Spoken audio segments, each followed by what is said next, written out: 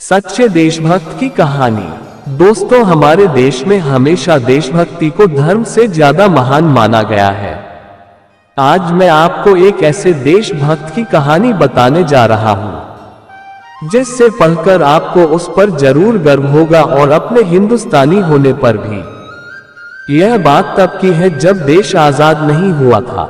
नेताजी सुभाष चंद्र बोस ने देश के लोगों से अपील की थी कि उनके घर से एक आदमी उनकी सेना में भर्ती हो और देश के लिए लड़ाई में अपना योगदान दे। इस अपील को सुनकर पहाड़ी प्रदेश में रहने वाली एक बूढ़ी माँ बहुत खुश हो गई, क्योंकि वह अपने देश से बहुत प्यार करती थी और वह चाहती थी कि उसका बेटा भी सुभाष जी के सेना में भर्ती होकर देश के लिए लड़े।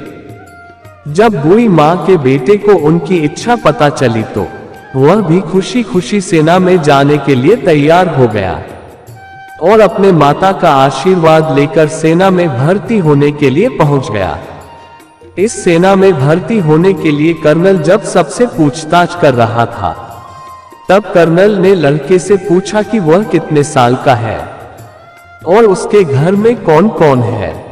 कर्नल के सवालों का जवाब देते हुए लड़के ने कहा कि वह 21 साल का है और उसके घर में वह इकलौता बेटा है और उसकी बूढ़ी माँ है।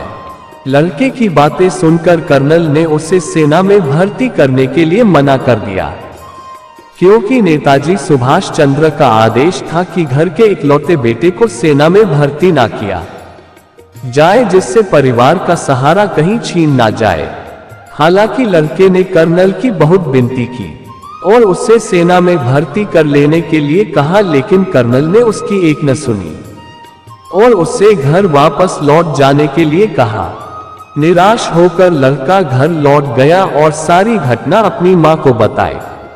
इस दुख को उसकी माँ सहन नहीं कर पाए और उसे आखिरी कुछ शब्द बोलकर वह अपना देह त्याग गई। माँ का अंतिम संस्कार करके लड़का फिर से सेना में भर्ती होने के लिए वहीं पर वापस लौट आया और वापस लौटकर उसने कहा कि अब उसके पास कोई परिवार नहीं है।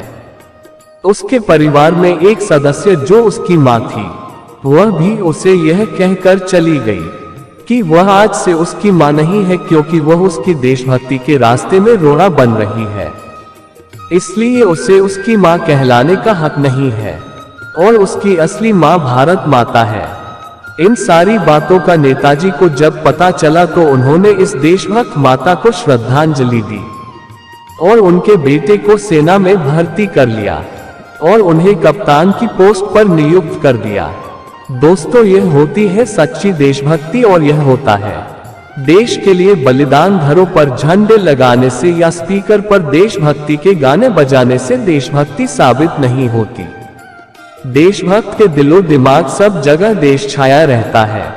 भारत में ऐसे देशभक्तों की कोई कमी नहीं है। ऐसे देशभक्तों को सलाम। भारत माता को सलाम। जो तमने अमारो वीडियो पसंद आयो हो तो वीडियो शेयर करें, लाइक करें और हमारी चैनल को सब्सक्राइब करें। जय हिंद।